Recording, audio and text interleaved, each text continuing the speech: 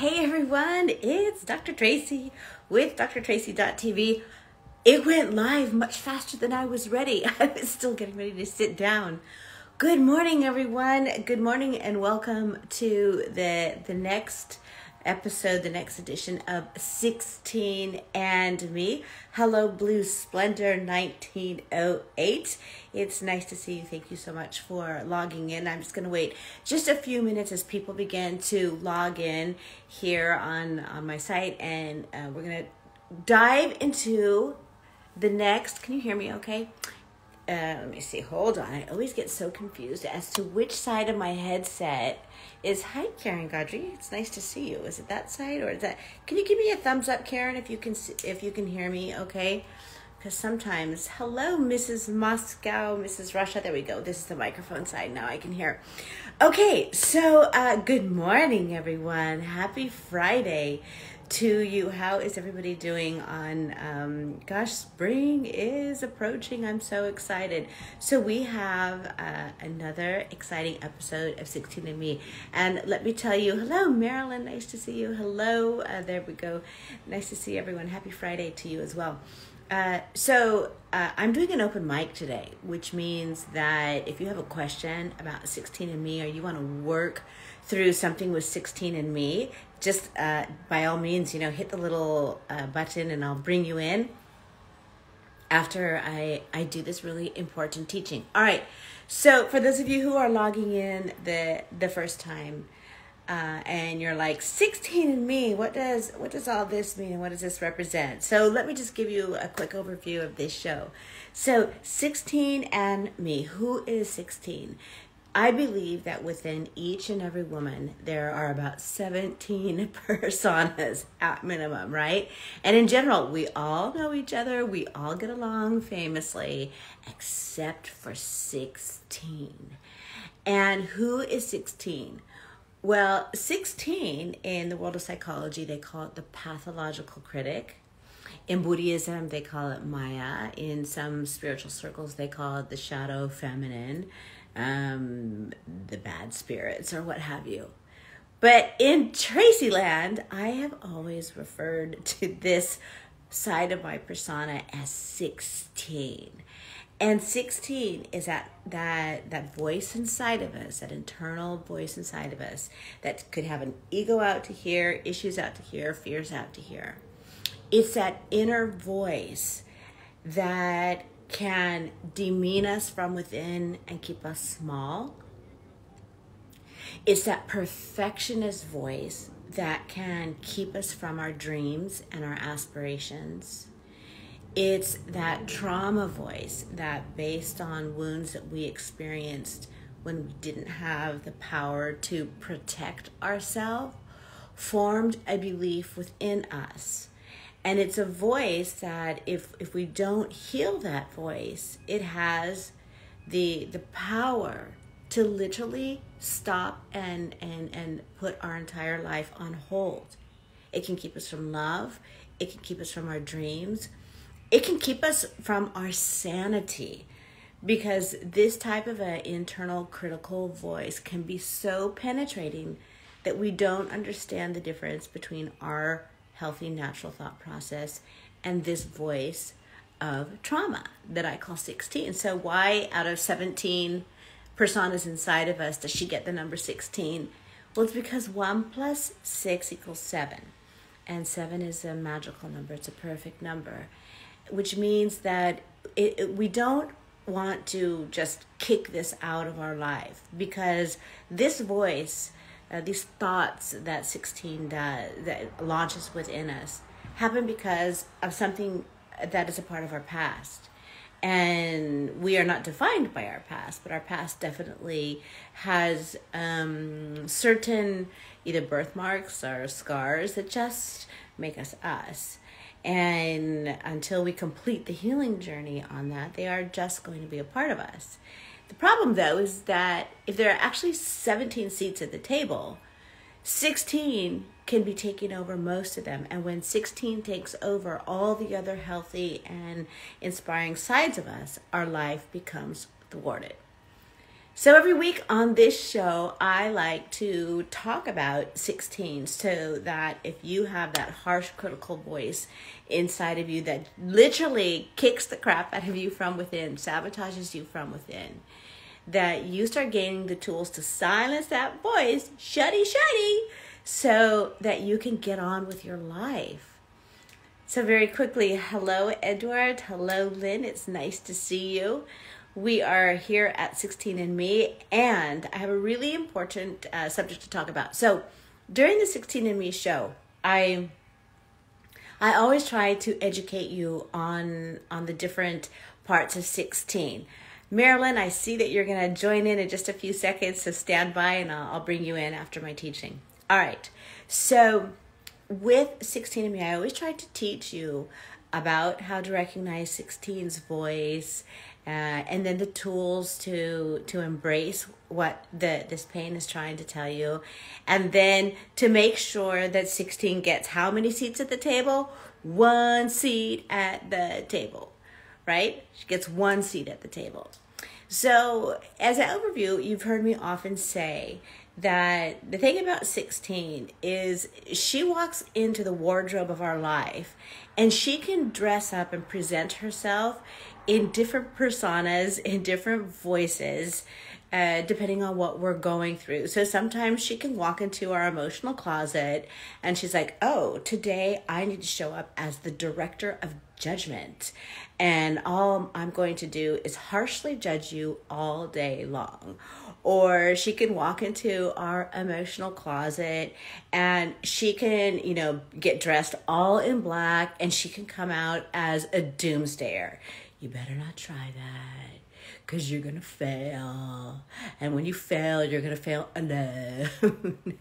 So she can come out as many things. Very quickly, hi Katarina, hi Vina down in India, Katarina over in Malta. I hope you're feeling better. Hello Jetta, hello Zappy, nice to see you all logging in. So I want to talk today about one of the emotional wardrobe, one of the emotional costumes that 16, especially my 16, in fact, actually many, because I've seen this many times this week, can walk into our emotional closet and drape herself in this costume and then literally start to torture our life from the inside out. So I want to a show of hands, how many of you have this 16 inside of you? So my 16, and she used to be really bad at it, but I'm learning to derobe her, would walk into my emotional closet and put on the wardrobe of, guess what? A storyteller. Because you see, 16 is a great storyteller, and she will tell you stories about how you're a victim, about how you're not loved, about how you're not good enough, about how everybody's judging you, right? So one of the things that I realized is what a storyteller 16 is. And the whole thing is that of course we all have self-talk. And of course we have to have the reality check that, what we see in the mirror looking back at us is a fair statement about self, not an overinflated statement about self, and not a deprivation statement on self, but a fair statement of self. But when my 16, who she has been the great storyteller this week, because I'm going through this thing. And this situation that I'm going through, hello, Giovanna, this situation that I'm going through, I have to have a medical procedure with it. And I'm afraid to have this medical procedure. And I realized that one of the reasons that I'm so afraid of this medical procedure is not just the fair logical side of my mind, but it's because 16 chants stories and brings up stories and references and points and times based on a prior wound that I had as a kid, where when I got injured, I broke my arm. And I remained in this broken state because of many dynamics for hours and hours and hours and hours and hours without help. And because of that, this message was planted in my emotional system that if I go into a season of pain, that it is absolutely impossible for me to stop my own pain. And so anything that I don't have super control over, my 16 begins to tell me stories and stories and stories and stories and stories. And sometimes there are different types of storytellers that we need to be aware of. So there's a 16 that will tell you stories because you don't have a knowledge of any other way out of the situation. There are 16s in other people, are also within ourselves, and this is a big one to look at if you're really interested in self-growth, is that when a wrong happens within relationships, that we stick to that story to make sure that other people look wrong and we look right. And a big healing step for me is what if we were to remove right and wrong out of the situation and cast no judgment? What happens to the stories then, right? There are stories that we tell, where in my case she was telling stories to me all week long, that was based on a trauma wound, that all of a sudden I realized, wait a minute, I'm not listening to just what is right for me. I'm listening to 16's stories. So the question is, first off, the memo from Self-Love Normaland is, are you ready? If you stick to the story, you're going to remain stuck. All right, repeat after me that mantra. If I stick to the story, I'm going to remain stuck. And the problem, how do you know that you're telling a story that's not healthy for you? Because, when you tell feel-good stories, you feel good. You feel that optimism. You feel that hope. But when you stick to 16 stories, you feel hopeless. You feel afraid. You feel abandoned. You feel unheard. You feel directionless. Any of this making sense to anyone? So I realized that the story that I was telling myself, it was sending me down a rabbit's hole, back to the same pain, back to the same thought process, back to that paralysis where I wasn't able to move forward. Not hearing from you guys, are you there? So I reminded myself of my memo from Self-Love Normaland, which, Tracy, if you stick to the story, you're going to remain stuck. And then, so what is the tool that you can use to derobe 16 so that she stops telling stories? Well, I'm gonna share with you the tool that I used this week, and I really feel like over the past 48 hours, I've had just this huge burden lifted off of me. And that was, I started listening to people that I know really love me, their story, their perception of outcomes, their happy endings, not those type of happy endings, but a happy ending that has to do with my story. And so I opened up myself to say, okay, 16, not today, princess. Sit down, take your one seat at the table, and let's open up to see that people who authentically love us, not the dysfunctional people, not the people who want to control us, not the people, no. People that we know really love us. What is their story as to how they see it? And I opened up that door, and in a matter of 24 hours, you can't believe the great information that I got, that is reprogramming my perception, because there is somebody that you guys might know, Anthony DeMilo, and he once said, nothing has changed but my attitude, and now everything has changed. And because I stopped listening to my 16 who showed up with her negative stories about my life, and instead I started listening to healthier, more positive stories, that my perception changed and my attitude changed. And your perception is the angle in which you look at something. And so I got a completely different angle on this very big decision that I have to make for my life. And peace and joy and confidence and clarity entered my life. So the moral of the story today, and then Marilyn, I'm going to introduce you into the class, is if you stick to the story, you're going to remain stuck.